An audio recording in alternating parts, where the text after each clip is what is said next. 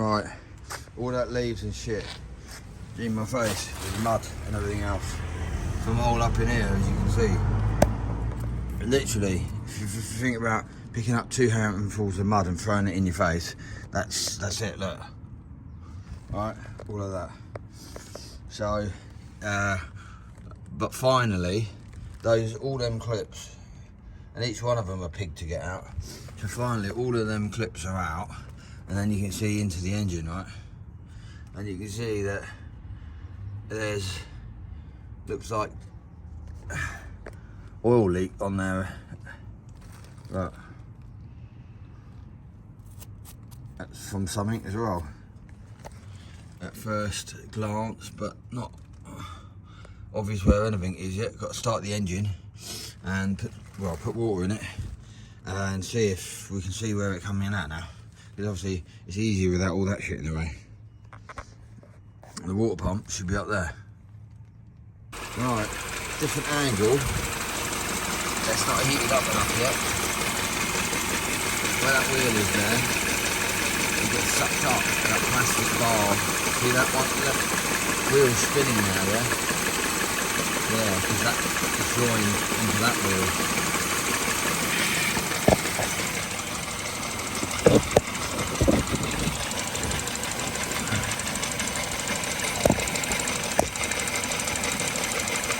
Just can't see it enough.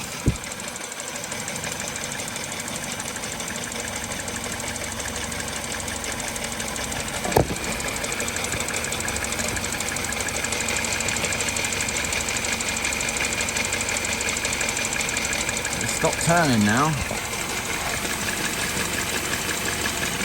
Typical, I want it to keep turning.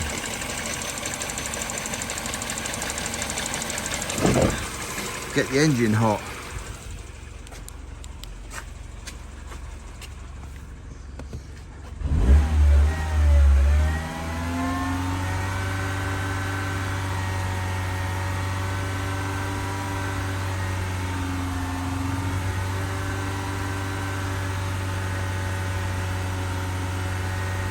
So when the engine's hot, warms up, the water pump turns on, and that's how it does.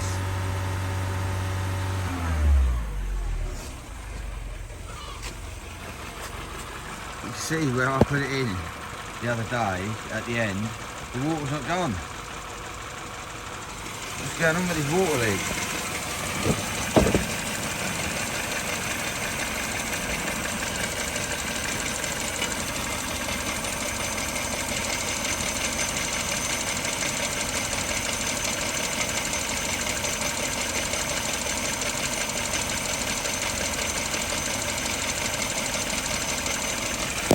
That wheel's still not trying to turn.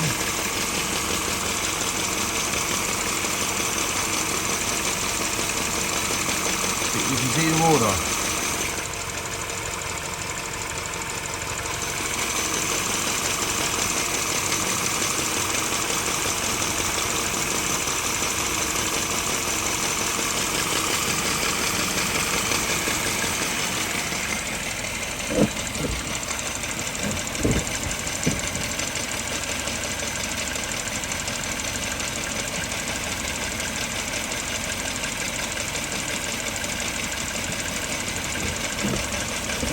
I'm thinking that I can see it coming from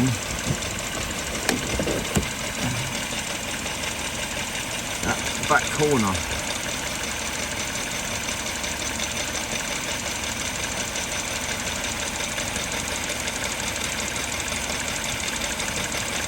Which we can.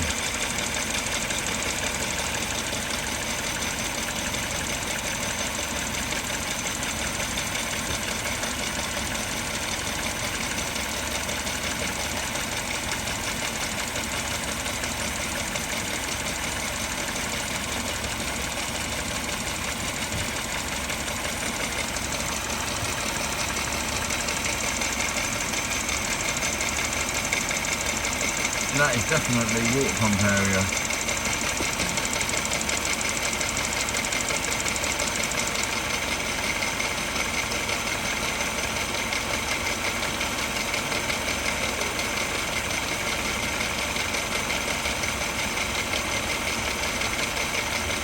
that's out.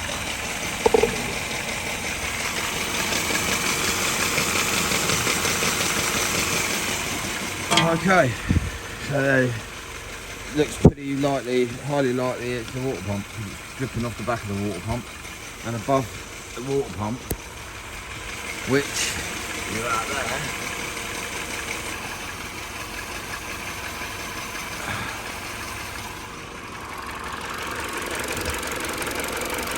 You can't see shit from there because there's no space.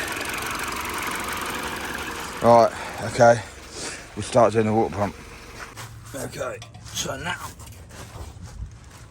trying to remove this unit here, has to be the 3 bolts that are on up here, and the shape of that spanner over the shape of that ratchet won't fit in, and this spanner will only go in, will only tighten up a certain amount and undo a certain amount before the back of the spanner hits the engine, the chassis rather, and then I hope that I can turn the nut with my fingers. Otherwise, more awkwardness. But this is the second nut, and there's 3. Well, they're bolt rather than a nut, and that's it. Pig of a place.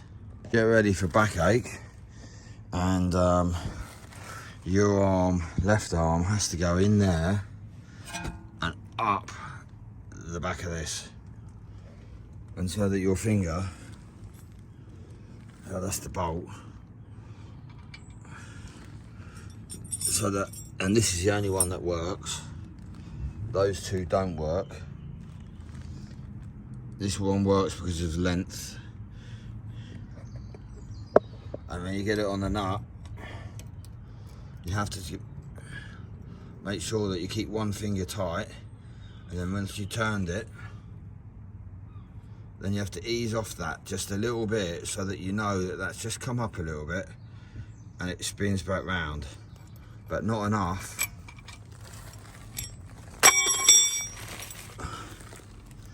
Not enough for it to come off. It's got that much, then you can turn that spanner, and that finger has to learn how much, because you want that spanner to stay on there, almost like it's a ratchet spanner, but they don't make that shape in ratchet spanner. And that's how to do that one. And you're turning the spanner up here with the right hand.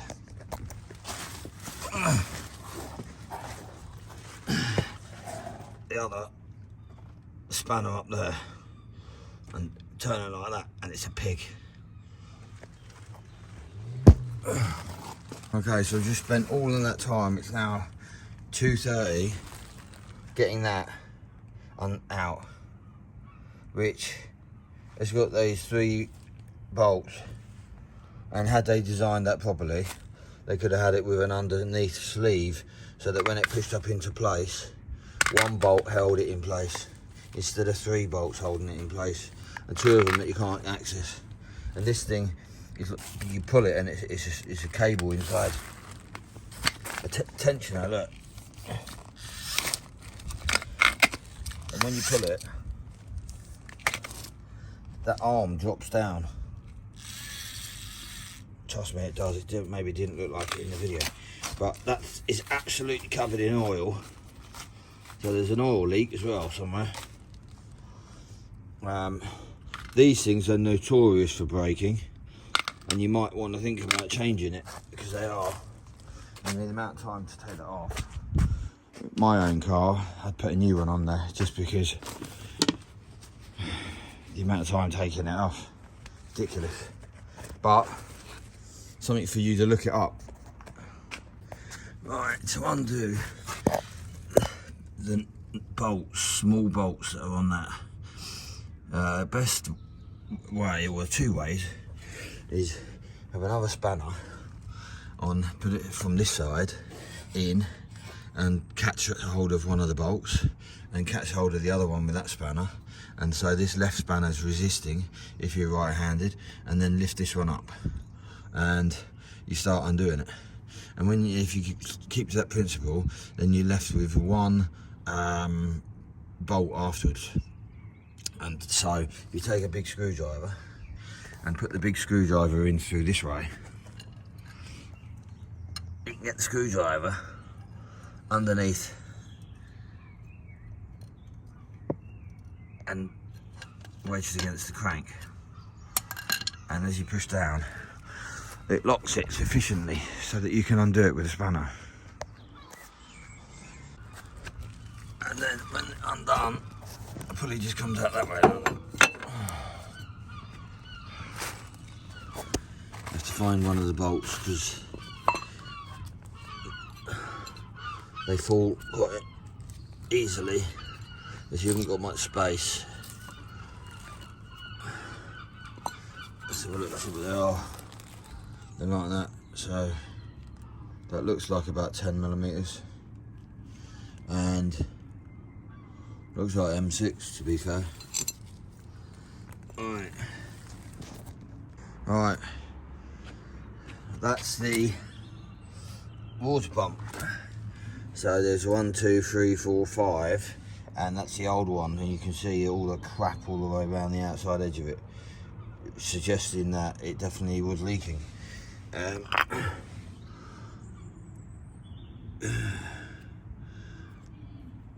Which is actually silicone sealer.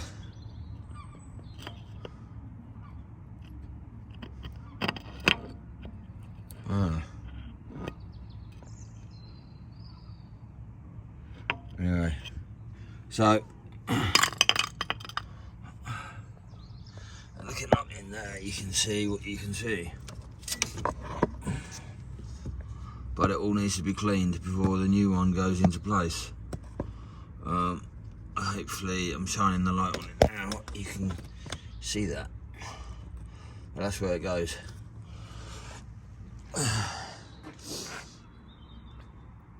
Right, raining now. Figured it was going to, and it's going to be in for the rest of the day, so that's as much as I'm getting done on this today by the looks of things. But there's the water pump down there, and there's all that crap around it. It's really looks like it's been leaking, doesn't it? And up in there, the other side where that bolt's against, you've got to go around with a razor and clean it. But look, raining, soaking wet and horrible. So packing up